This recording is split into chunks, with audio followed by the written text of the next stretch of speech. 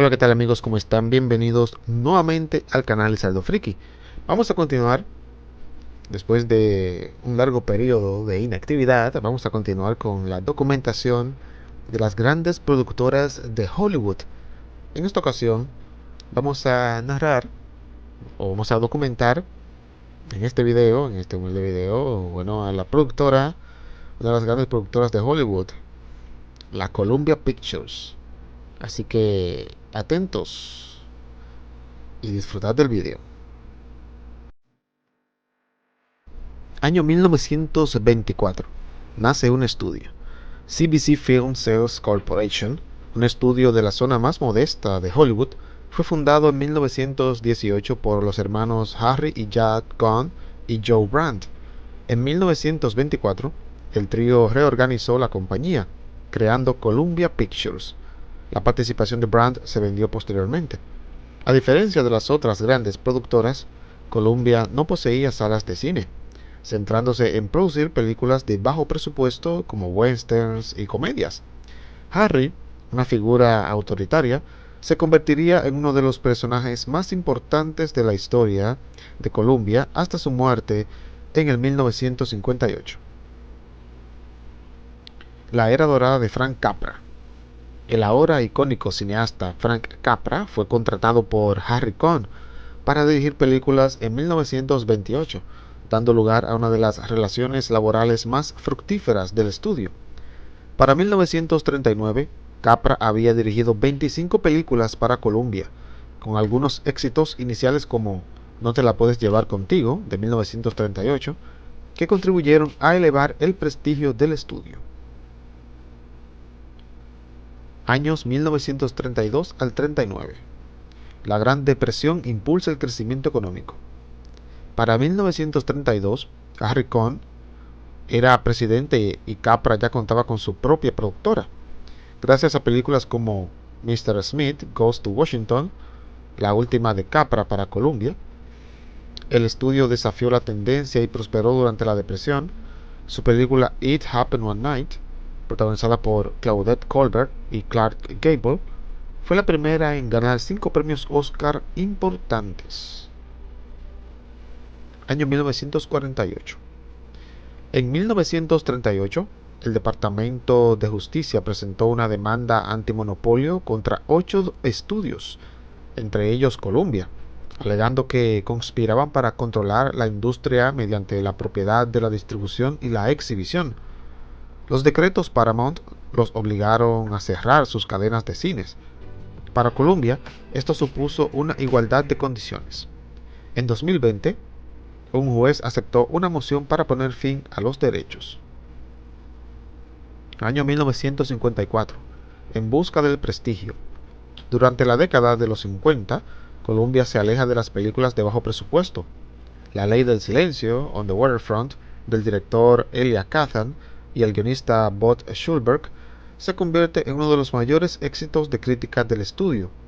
Esta película de crimen, ambientada en Nueva Jersey y protagonizada por Marlon Brando, gana 8 premios Oscar. Año 1973. Tras la muerte de Cohn en 1958, Wall Street intervino y el estudio pasó la mayor parte de la década de los 60 con dificultades financieras bajo la nueva administración de Abe Snyder. La ayuda externa llegó de la mano de Allen & Company. La firma de Wall Street adquirió una participación en el estudio e inauguró una nueva era bajo el mandato del director ejecutivo Alan Hirschfeld y el presidente del estudio, David Begelman. Años 1976 y 77. El nuevo liderazgo pudo haber comenzado con fuerza. Begelman ayudó a guiar a Columbia al éxito con victorias para Taxi Driver de Martin Scorsese en 1976 y Encuentros cercanos del tercer tipo de Steven Spielberg en 1977. Un año después, Begelman fue destituido por falsificar cheques, lo que llevó a que Hirschfeld también fuera expulsado. Año 1982. Coca-Cola adquiere Columbia Pictures. En 1982, Coca-Cola desembolsa aproximadamente $752 millones para adquirir el estudio, Según la introducción de Sam Watson en la crónica histórica, Columbia Pictures 100 Years of Cinema. El presidente del estudio, Frank Price, recibió entonces el encargo de producir cada vez más películas. Price dejó Columbia en 1983. Años del 82 al 84. Comedias que perduran en Colombia. Tootsie, de Sidney Pollack, protagonizada por Dustin Hoffman, fue un éxito de crítica y taquilla, la tercera película más taquillera de 1982, con una recaudación mundial de casi 180 millones de dólares. Le valió a Jessica Lange su primer Oscar. 37 años después, la adaptación musical de Broadway de 2019 obtuvo 10 nominaciones a los premios Tony. Los Cazafantasmas, de Ivan Reitman, estrenada en 1984, se convirtió en una exitosa franquicia y su última entrega, Frozen Empire, recaudó más de 200 millones de dólares en todo el mundo. Año 1987. Dawn Steele, la auténtica directora del estudio. El mandato de Dawn Steele fue breve, de 1987 a 1990, pero su impacto fue duradero, comenzando con su aprobación de la provocativa película Casualty of War. La gestión de una de las primeras mujeres al frente de un estudio estuvo marcada por el menguante interés de Coca-Cola en la industria cinematográfica y una huelga de guionistas. A continuación, se produjo un cambio importantísimo. Año 1989. Sony compra Columbia. El inicio de la Columbia moderna se remonta a la venta del estudio por parte de Coca-Cola a Sony por 3.400 millones de dólares. El gigante de la electrónica trasladó su sede de los estudios de Burbank a las instalaciones de MGM en Culver City. En medio de cierta inquietud, por cierto, una portada de Newsweek muestra a la modelo del logo vestida con un kimono bajo el título Japón invade Hollywood, y con escasa experiencia cinematográfica, contratando a John Peters y Peter Guber, cuyo derroche de gastos provocó su expulsión en 1991 y 94 respectivamente. Años 90 al 93.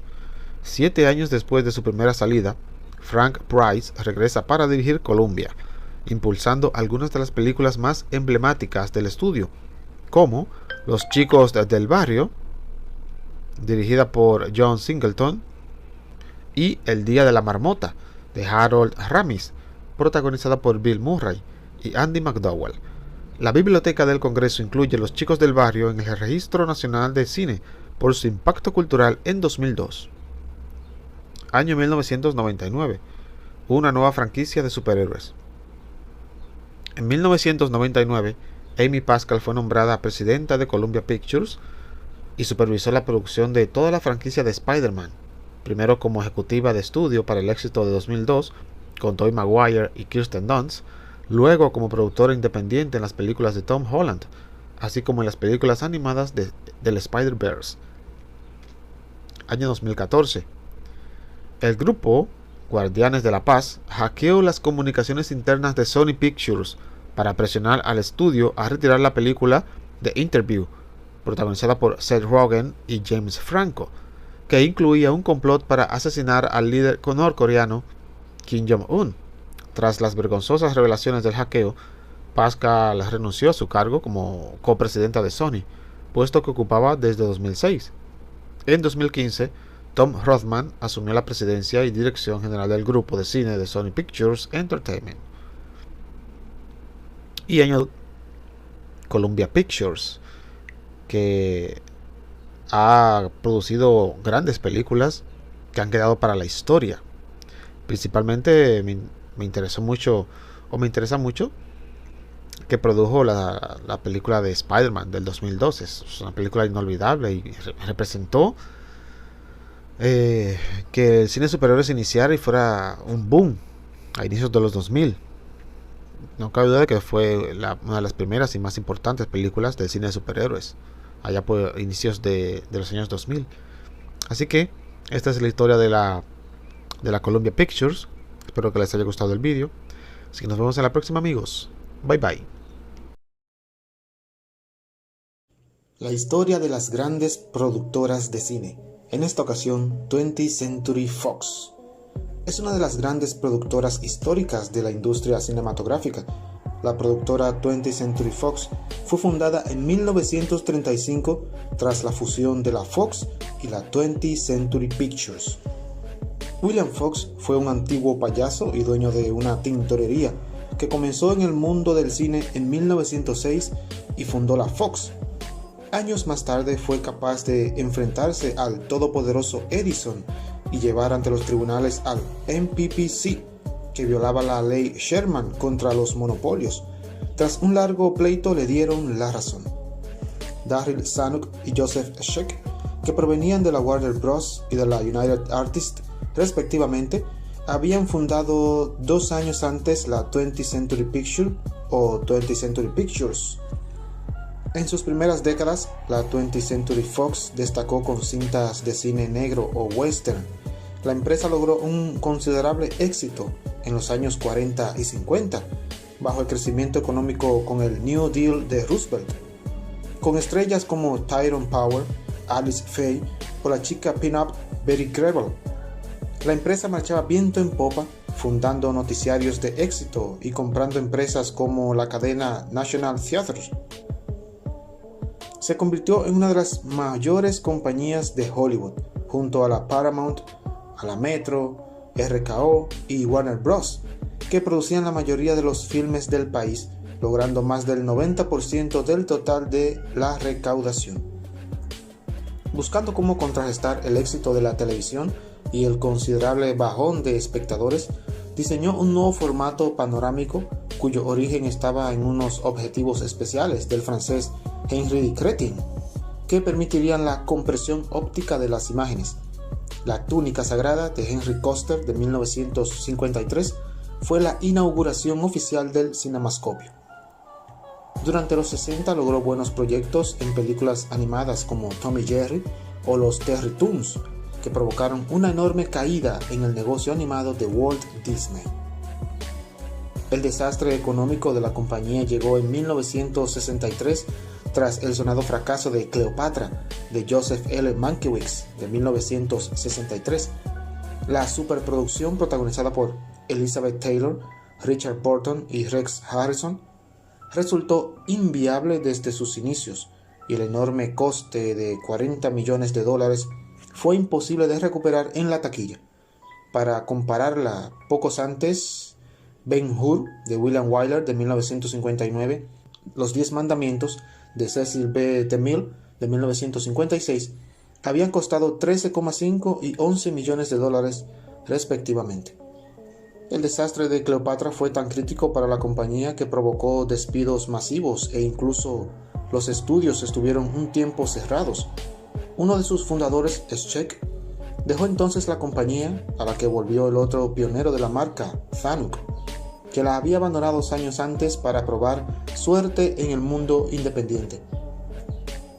En los años 70, ya sin su fundador Zanuck, se recuperó gracias a las inversiones del banquero Dennis Stanfield y éxitos como The French Connection de William Friedkin de 1971 o El Coloso en Llamas de John Guillermin e Irwin Allen de 1974. En los años 80 pasó al grupo de Rupert Murdoch. El magnate australiano lo añadió a News Corporation, una de sus muchas empresas, entre ellas unos 150 periódicos, 25 revistas y 22 emisoras de televisión. La empresa de Murdoch desapareció en 2013, dividiendo sus activos en 2, 21 Century Fox y News Corp. En 2019 fue adquirida por Disney, que pasaba a ser Walt Disney Studios Motion Pictures, acuerdo que incluía los derechos de películas anteriores a la firma. En 2020 recibe el nombre de 20th Century Studios, como filial de Walt Disney Studios, y así se mantiene en la actualidad. Si te ha gustado el vídeo puedes dejar tu like, tu comentario y tu suscripción. Así que nos vemos en la próxima en otra entrega de la historia de las grandes productoras de cine. Nos vemos en la próxima. Adiós.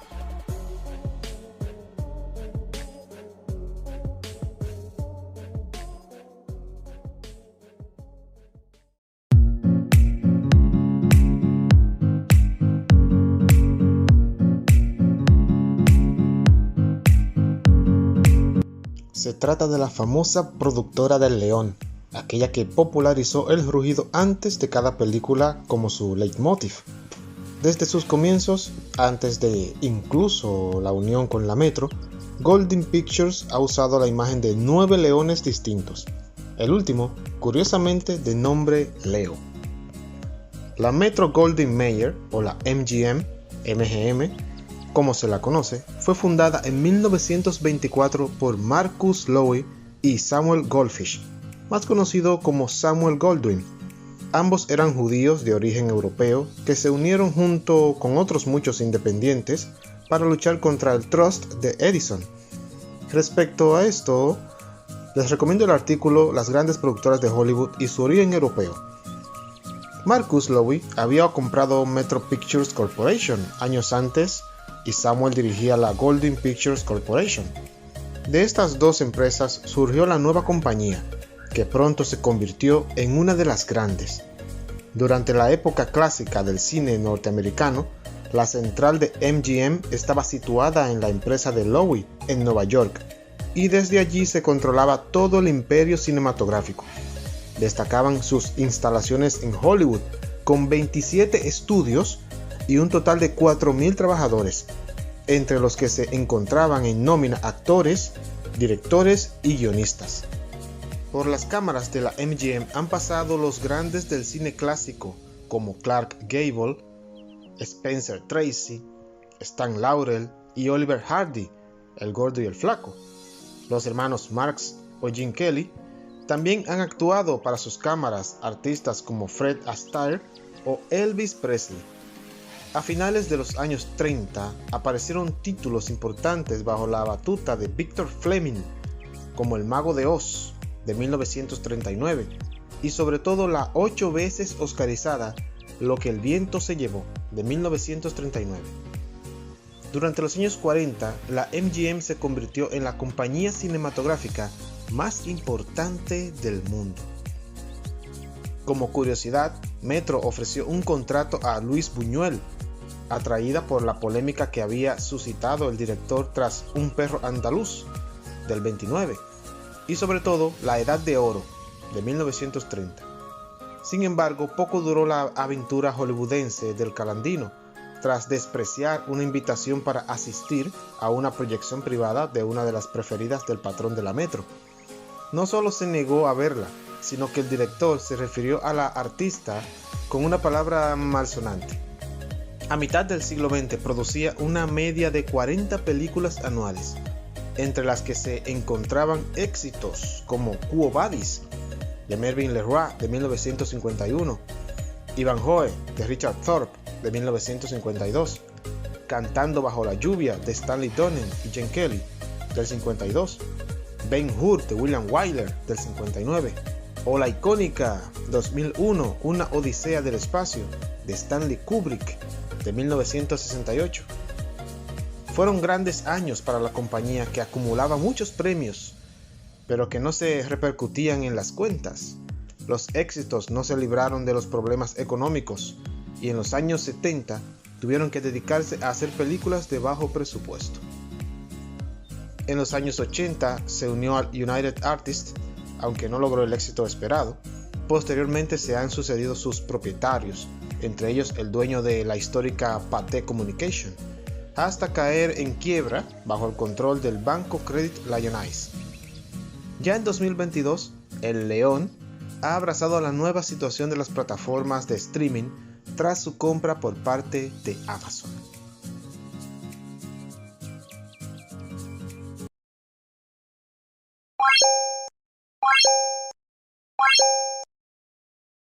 Hola, ¿qué tal amigos? ¿Cómo están? Bienvenidos al canal. Sigamos con esta sección, repasando la historia de las grandes productoras de Hollywood. Anteriormente vimos la de MGM, la Metro-Goldwyn-Mayer. En esta ocasión vamos a ver la Paramount, considerada como la primera gran productora moderna del cine de masas.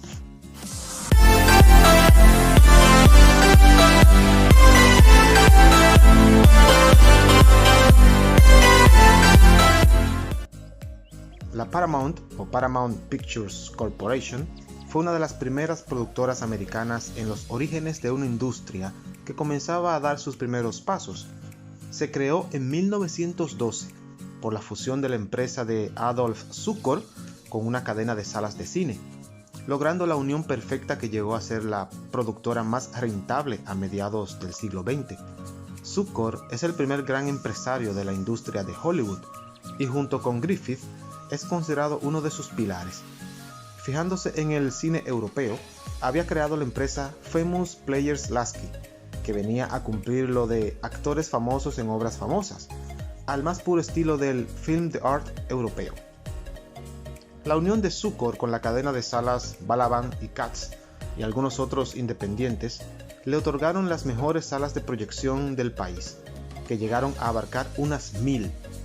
El negocio era perfecto, y junto con su puesta en marcha de las películas de serie A, B y C, donde Zukor se aseguraba la distribución de todas sus películas, logró liderar el mercado hollywoodense, que tras la Primera Guerra Mundial ya dominaba el mercado internacional. Paramount viene a significar como superior. De hecho, el eslogan de la empresa era: si es una película Paramount, es el mejor espectáculo de la ciudad. La Paramount inauguró la época de las grandes salas cinematográficas, dejando atrás el circuito de los viejos Nickelodeons. La producción anual en aquellos primeros años superaba el medio centenar de cintas. Muchos de ellos eran largometrajes de más de una hora. Otro pequeño avance logrado por Zukor y sus producciones incluían desde las comedias musicales hasta los dibujos animados como Popeye el Marino. Pero su enorme rentabilidad se iba a frenar tras los años 50 con las leyes antimonopolio. Perjudicaron a la Paramount, que tuvo que separar su negocio de salas de proyección. En los años 60 llegaron los números rojos y la compañía fue adquirida por una petrolera Gulf and Western. La supertaquillera, El Padrino, logró equilibrar las cuentas en los años 70, pero aún falta para eso. Con el nuevo siglo proliferaron las cadenas temáticas y los grupos de comunicación internacionales. En 2019 entró a formar parte de Viacom CBS, empresa canadiense dueña de cadenas de televisión, parques temáticos y editoriales, que había nacido en los años 50 dedicada principalmente a las series de la pequeña pantalla. La imagen de la compañía siempre ha sido un pico montañoso rodeado de estrellas. Si bien ha ido variando a lo largo de los años, no ha cambiado su esencia. Las modificaciones han sido pequeñas, afectando a la montaña y al número de estrellas. A lo largo de sus más de 100 años de existencia, la cadena ha producido muchas de las grandes películas de la historia. Grandes directores como DeMille, Hawks, Hitchcock, Wyler, Ford o Coppola, entre otros muchos, fueron habituales en las películas de Paramount. En los primeros años destacan las producciones de Cecil B. DeMille, como su doblete de Los 10 Mandamientos, de 1923 y 1956, o de los hermanos Marx, como Sopa de Ganso, de Leo Macaray, de 1933. Contaron con figuras como Marlene Dietrich, de El Expreso de Shanghái, de Joseph von Sternberg, de 1932, o Gary Cooper en Tres lanceros bengalíes, de Henry Hathaway, de 1935. ¿Y qué decir de Audrey Hepburn, con Vacaciones en Roma, de William Wyler, de 1953, junto a Gregory Peck, o En Desayuno con Diamantes, de Blake Edwards, de 1961. El Crepúsculo de los Dioses, de Billy Wilder, de 1950, y La Ventana Indiscreta, de Alfred Hitchcock, de 1954. Junto a otros muchos éxitos del genio del suspense, iniciaban el camino en los años 50, cuando la compañía iba a perder empuje y liderazgo de años anteriores. En los años 70 destacaron la icónica Grease, de Randall Kleiser, de 1978, y sobre todo El Padrino, de Francis Ford Coppola, de 1972, y sus secuelas. Sin duda uno de sus mayores éxitos económicos de la compañía, llegando a recaudar la friolera de $1 millón diarios durante los primeros 26 días de su estreno.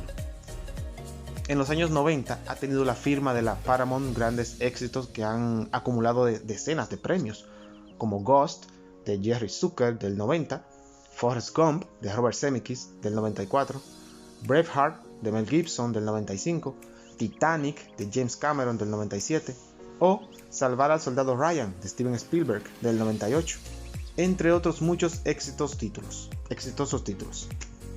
Más recientemente, sus trabajos se han centrado en películas de acción como la saga de Misión Imposible, la primera dirigida por Brian De Palma del 96, y su colaboración con Marvel en la producción de sus exitosas series de superhéroes. Si te ha gustado el vídeo, dejar su like y su suscripción. Nos vemos en la próxima, amigos. Bye bye.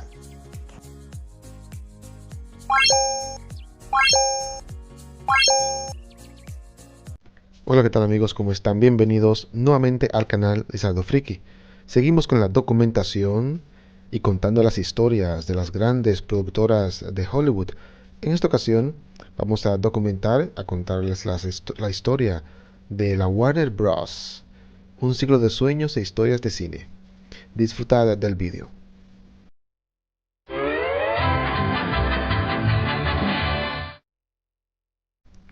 Quizás quien mejor lo definió fue uno de sus actores fetiche, Humphrey Bogart, cuando en la escena final de El Halcón Maltés pronunció aquella mítica frase: ¿de qué estaba hecha, sino la Warner Bros? Del material con que se forjan los sueños. Una historia que había empezado a principios del siglo XX, cuando el mayor de 4 hermanos, Harry, había adquirido un proyector para recorrer junto a Albert y Sam, a quienes más tarde se uniría Jack, los pueblos mineros de Pensilvania y Ohio. Hijos de un matrimonio judío inmigrante de Polonia, los Warner terminarían por establecerse en Newcastle, en Pensilvania, donde abrirían su primera sala de cine. Ignoraban entonces que pocos años después fundarían una productora cinematográfica que se convertiría en una de las distribuidoras más importantes del mundo. Aunque los hermanos fundaron su propio estudio ya en 1918, no fue hasta 1923, concretamente un 4 de abril, cuando se constituyó de manera oficial la Warner Bros. Pioneros del cine, ellos soñaron y nos hicieron soñar a todos, con rostros como Bette Davis, Humphrey Bogart, James Cagney o Errol Flynn. En los años dorados del cine estadounidense, su productora formó parte de las 5 grandes de Hollywood, junto a Metro-Goldwyn-Mayer, Paramount Pictures, 20th Century Fox y RKO Pictures. Por cierto, tengo las historias ya de esas grandes productoras. Pueden pasar por el canal y documentarse acerca de las historias de estas productoras de Hollywood.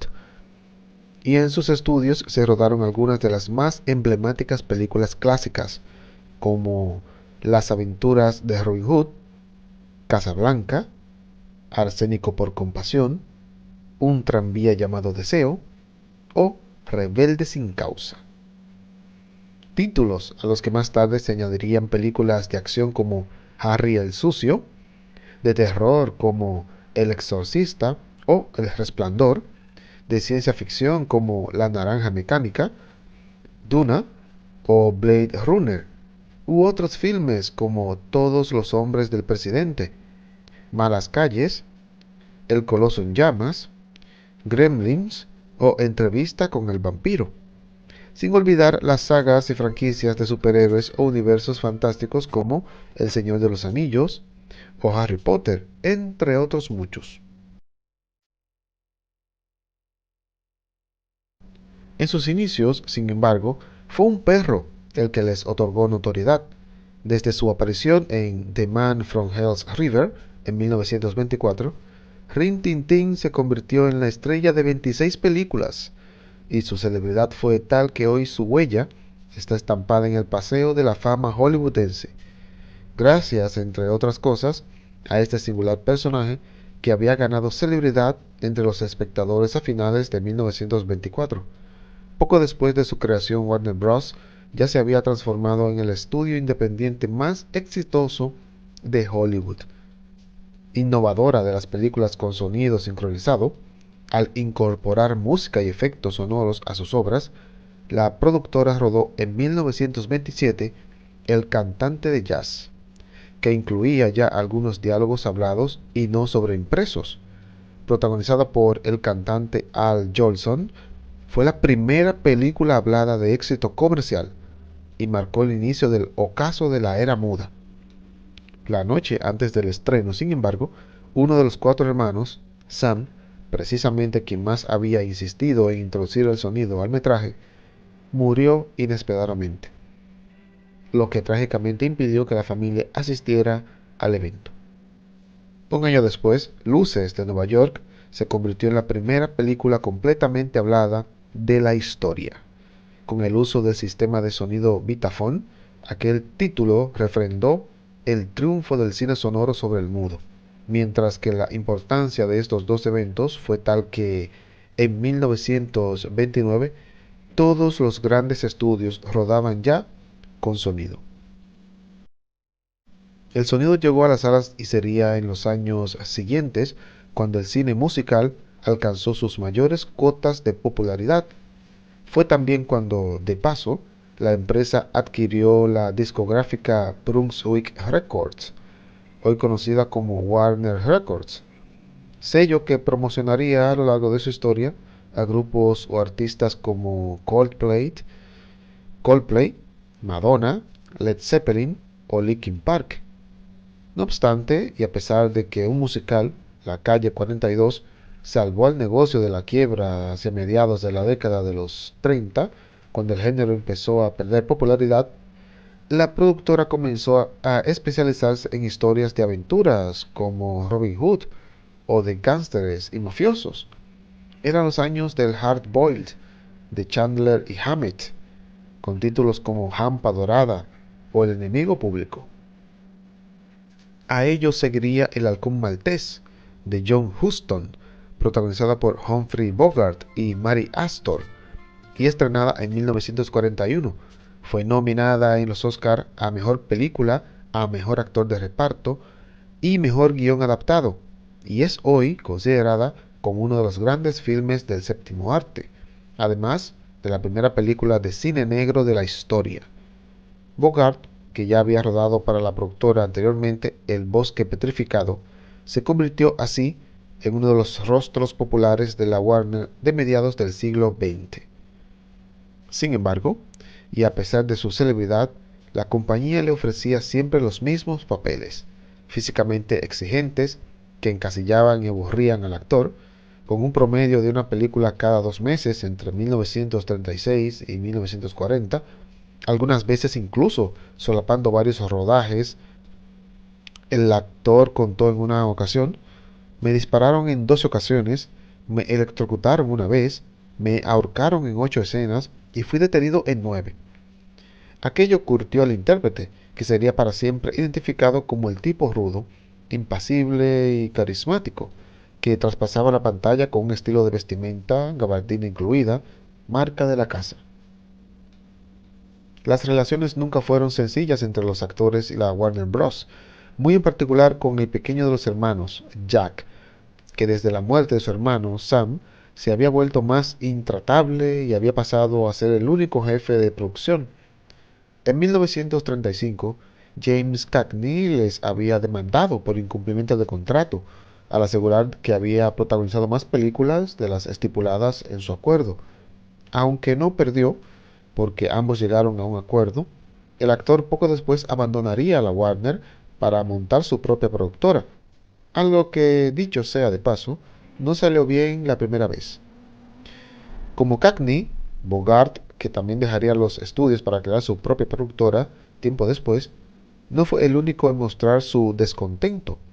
Un año más tarde, la principal estrella del estudio, Bette Davis, trató inútilmente de anular su contrato con la productora.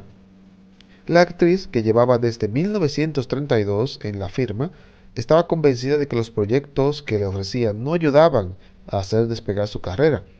Sin embargo, Davis perdió el juicio y se vio obligada a regresar a los estudios, endeudada y sin ahorros. Premio Oscar por Jezabel, después de aquella peripecia legal se convirtió en una de las actrices más taquilleras de la productora y su protagonismo llegó a ser tal dentro del estudio que comenzaron a llamarla el quinto hermano Warner. Cuando en 1949 filmó su última película, Más allá del bosque y se despidió de la distribuidora definitivamente. Había pasado 17 años en el negocio.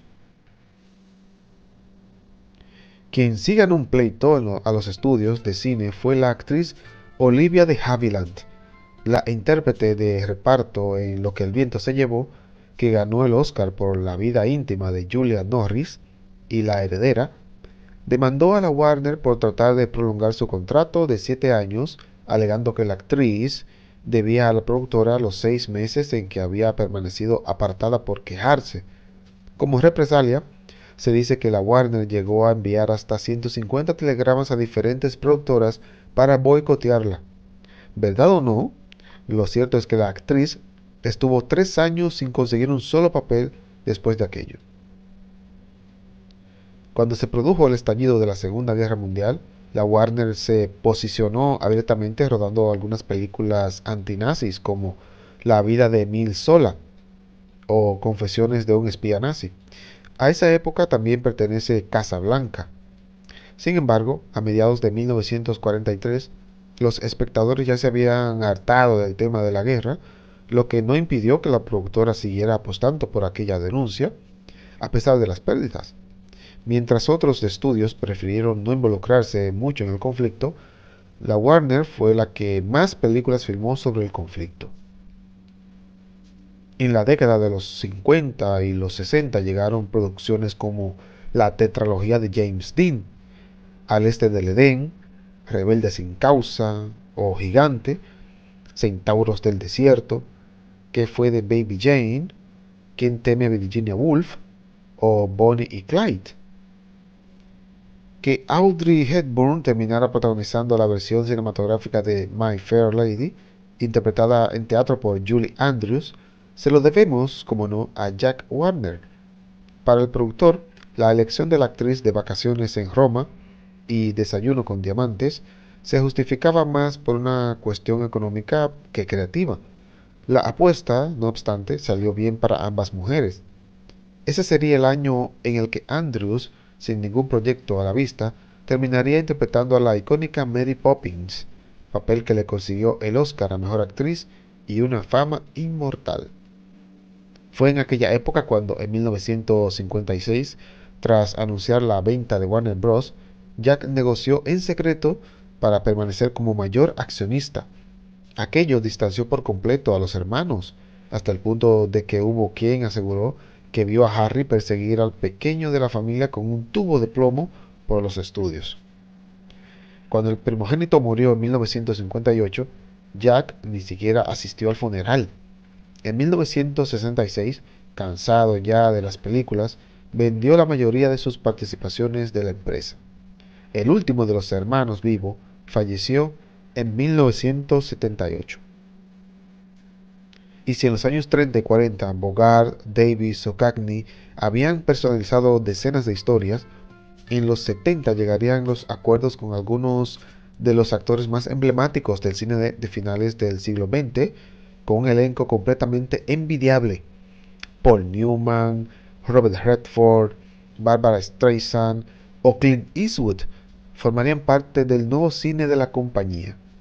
A lo largo de sus 100 años de historia, Warner Bros. Ha cosechado diversos éxitos de taquilla, aunque los récords hay que buscarlos en las últimas décadas. Entre sus películas con mayor recaudación, por ejemplo, destacan títulos como El Señor de los Anillos, Aquaman o El Joker de Joaquin Phoenix.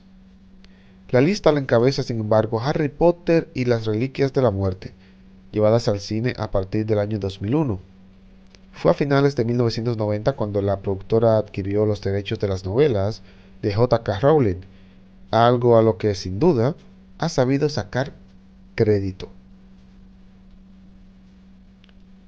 No son estas las únicas. La Warner ha ido acumulando en su filmografía varias sagas y franquicias de éxito con el paso del tiempo, desde el Batman de Tim Burton hasta el de Christopher Nolan o el Superman encarnado por el mítico Christopher Reeve. La productora ha poblado este universo de superhéroes, ciencia ficción y acción con títulos como Mad Max, Dune o la saga de atracos Oceans. A todo ello hay que sumar dos franquicias de dibujos animados que, durante años, compitieron con el reinado de Walt Disney, los Looney Tunes, liderados por Bugs Bunny, que en 1959 recibieron su propio Oscar al mejor corto animado, y los eternos enemigos Tom y Jerry. En este siglo, la que era la hermana menor de las cinco grandes, transformó la historia del cine a partir del sueño de cuatro hermanos que, según cuentan, cambiaron un reloj y un caballo por un proyector. El proyector por una sala y la sala por unos estudios. Hoy resultan inabarcables los cientos de relatos, anécdotas y recuerdos que se derivaron de esa ilusión. De lo que no cabe duda es de que sus historias se hicieron de aquel mismo material del que habló Bogart en una ocasión. Aquel decía del que se forjan los sueños. Y eso es todo, amigos, ¿o no?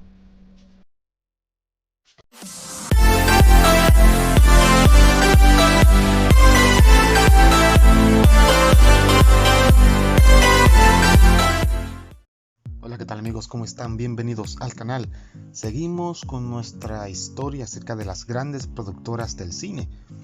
En esta ocasión vamos a hablar de la RKO, la última grande en nacer y la primera en desaparecer. Radio Keith Orpheum, conocida como RKO, surgió con la llegada del cine sonoro gracias a The Jazz Singer de 1927. 2 años más tarde, Radio Corporation of America, RCA, tuvo la necesidad de explotar su sistema sonoro en una industria tan prominente como la cinematográfica, que había dejado atrás el cine mudo. Nacía así la RKO, que pronto se convirtió en una de las grandes productoras. Fueron los bancos los que controlaron la industria a través de las nuevas patentes sonoras durante los años 30. Los hermanos Rockefeller se hicieron con la patente Photophone a través de su empresa RCA, pasando a dominar todo el circuito de exhibición con la RKO, que manejaron hasta los años 40. El banco Morgan controlaba la otra patente, Vitaphone, quedando la industria en manos de banqueros. De la mano de Joseph P. Kennedy, la cadena de teatros Keith Albee Orpheum se transformó en salas de cine. No solo producía y distribuía sus propias películas, sino que además se encargaba de la distribución. Entre otros, el independiente Samuel Goldwyn, uno de los dos fundadores de la Metro-Goldwyn-Mayer, y de las animadas de Disney, hasta que esta creó Buena Vista en los años 50. La RKO formó parte de la MPPDA de Edison y un reducido grupo de grandes empresas que controlaban todo el negocio cinematográfico, apoyando la censura autoimpuesta por el código Hays. Curiosamente, fue la RKO la que dio la puntilla al código que había impuesto el republicano William H. Hays. La productora de la radio se negó a pagar una multa por una de sus películas, The French Line, de 1953, donde, al parecer, Jane Russell se exhibía primorosamente. Ay, cómo han cambiado los tiempos. En los primeros años, la compañía vivió grandes momentos gracias a personajes como David O. Selznick, que llegó de la MGM como jefe de producción y realizó la legendaria King Kong de Megan C. Cooper y Ernest B. Skodestak de 1933. También dio la primera oportunidad de dirigir a George Cukor antes de volver a la Compañía del Rugido, con la que realizaría su gran obra, Lo que el viento se llevó, de 1939. Uno de los principales problemas de la productora fueron los cambios continuos en la dirección, pero lo peor llegó cuando fue comprada por el magnate y aviador Howard Hughes, momento en que entró en crisis, viviendo sus últimos momentos a finales de los años 50. En ese tiempo apareció un gran rival para el cine, la televisión. Fue precisamente una empresa televisiva, Desilu, la que compró los estudios, poniendo fin a su actividad que no había durado ni 30 años. La RKO, considerada una de las mayores companies de Hollywood, junto a Paramount, Metro, Warner Bros. Y 20th Century Fox, fue el último gran estudio en nacer y el primero que cesó su actividad. Realizó grandes películas, pero también algunas de escasa calidad. También tuvo su sección de películas de serie B, sobre todo en temática de terror. El musical Street Girl de 1929 fue su primera producción. con una temática que continuó explotando gracias a la legendaria pareja Fred Astaire y Ginger Rogers, como La alegre divorciada de Mark Sandrich de 1934, Encadenados de Alfred Hitchcock del 46 con Cary Grant e Ingrid Bergman, o Macao de Joseph von Sternberg del 52 con Robert Mitchum. Son algunos de los títulos destacados del estudio. El conquistador de Mongolia de Dick Powell de 1956 con John Wayne de protagonista fue su última gran producción. Pese al cierto éxito en taquilla, que no en beneficios, fue hundida por la crítica, a la que catalogaron de las peores películas de la década. Además, no podemos olvidar la leyenda negra que cayó sobre esta cinta, de lo que ya hablaremos en otro video. Pero si tenemos que destacar un personaje clave en la RKO, es sin duda el mítico, el legendario Orson Welles, el autor de Ciudadano Kane, considerada por muchos como la mejor película de todos los tiempos, del año 1941. La productora de la Antena fue la gran descubridora de Welles, al que ofreció un contrato de director, actor, guionista y productor del que obtenía el 25% de los beneficios brutos de cada cinta. Bueno, esta productora solamente duró 30 años produciendo películas hasta su desaparición. Si les ha gustado el vídeo, ya saben dejar su like, su comentario y compartirlo y su suscripción. Nos vemos en otra entrega. Nos vemos en la próxima, amigos. Bye bye.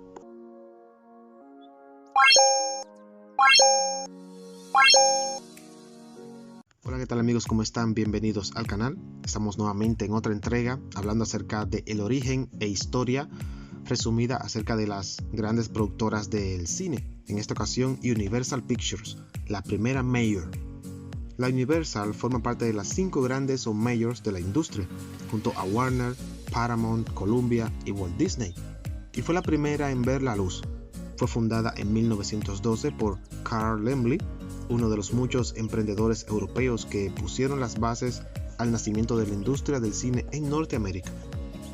Laemmle, alemán de origen judío, llegó a Nueva York con apenas unos dólares en el bolsillo y tras probar diferentes empleos, encontró su sitio con una de las primeras salas de exhibición de cine, las Nickelodeons, cuyo nombre hacía referencia a su precio. Sin embargo, pronto iban a encontrar problemas con Edison, el magnate que inició la guerra de las patentes para tratar de absorber todo el mercado. Creó un auténtico cartel internacional, el MPPC, Motion Picture Patents Company, que agrupaba grandes productoras y formaron un monopolio en el mercado cinematográfico, ya que todo el que quisiera exhibir una película debía de pasar por caja y pagar el impuesto. Laemmle fue uno de los independientes que se opusieron al holding de Edison, que los llamaba proscritos, y que en su mayoría tuvieron que huir, incluso a veces fuera del país. Muchos se marcharon lejos de Nueva York, a la otra costa, y a ser posible cerca de la frontera por si había que escapar. Era el comienzo de Hollywood, aunque aún no tenía nada que ver con el idílico lugar en el que se convirtió años después, donde los escándalos y asesinatos estaban a la orden del día. Pero Laemmle logró notables éxitos frente al entramado de Edison, sobre todo en lo relacionado al negocio, como al arrebatar a la Biograph, una de las empresas del MPPC, a estrellas del momento como Mary Pickford en sus comienzos o Florence Lawrence de Biograph Girl, una de las grandes actrices de aquellos tiempos que formó la primera gran pareja del cine junto a King Bagot. Laemmle intuyó muy pronto la necesidad de fabricar estrellas en un mundo que movía tantos sentimientos y por tanto dinero como el cine.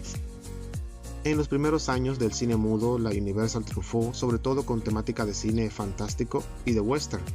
Ya en la época del sonido, aparece uno de sus grandes éxitos, la oscarizada como mejor película Sin novedad en el frente, de Lewis Milestone, de 1930, de la que el pasado año se realizó un nuevo remake por parte de Edward Berger y que fue de nuevo premiada por la Academia como mejor película extranjera. Pero si en alguna temática destacó la Universal fue sin duda en las películas de terror. La serie de Frankenstein con El Dr. Frankenstein de James Whale de 1931 y su secuela La novia de Frankenstein de James Whale de 1935, con Boris Karloff de protagonista. El mismo Whale completó la temática con otra cinta mítica en El hombre invisible de 1933. En los años 40 basaron su producción en el cine negro y sobre todo en las comedias de la pareja Abbott y Costello, con los que firmaron un contrato de larga duración y realizaron juntos más de 30 películas. Una década más tarde volvía a sus orígenes con las películas del oeste, donde los melodramas con directores como Anthony Mann y estrellas de la talla de James Stewart dieron forma a títulos como Horizontes Lejanos de 1952 o Tierras Lejanas del 54, cuya traducción en español nos puede confundir. En estos años redujeron considerablemente sus producciones, apostando más por la calidad y renunciando a la serie B, y también participa en la pequeña pantalla. En los años 60 trabajaron con Hitchcock en Los pájaros de 1963, Marnie la ladrona del 64 o Topaz del 69, y también destacó la pareja formada por Rock Hudson y Doris Gray en Pijama para dos de Delbert Mann del 61 o No me mandes flores de Norman Jewison del 64. Ya en los años 80 y 90 llegaron super éxitos como E.T. el extraterrestre de Spielberg del 82, Regreso al futuro de Zemeckis del 85, Jurassic Park de Spielberg del 93 o La lista de Schindler de Spielberg del 93. También debemos destacar series tan prolíficas como Rápidos y Furiosos, de las que este año se han estrenado ya la número 10. Actualmente Universal forma parte de un consorcio de General Electric dentro de NBC, Universal Media. Bueno, y hasta aquí la historia resumida de la Universal Picture. Nos veremos en una próxima edición, próximo video, hablando de las grandes productoras del cine. Nos vemos en la próxima, amigos. Bye bye.